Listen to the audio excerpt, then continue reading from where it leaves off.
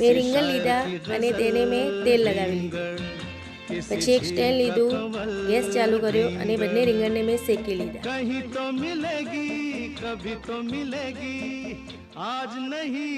રીંગણ શેકાઈ ગયા પછી એક ડીશમાં લઈ લીધા. પછી એની છાલ કાઢી દીધી અને પાછળનો ભાગ કાપી લીધો. પછી એક કઢાઈ લીધી, કઢાઈમાં તેલ ઉમેર્યું, 1 ચમચી જીરું ઉમેર્યું અને 2 મીડિયમ સાઇઝની ડુંગળી ઉમેરી, આદુનો કટકો, લસણ અને મરચાં ઉમેર્યા.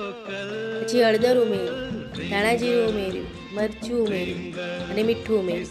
એ બધાને મિક્સ કરી નાખ્યું. પછી 2 મીડિયમ સાઇઝના ટામેટાં ઉમેર્યા. પછી રીંગણને ભાગી અને તેમાં કઢાઈમાં ઉમેર્યું.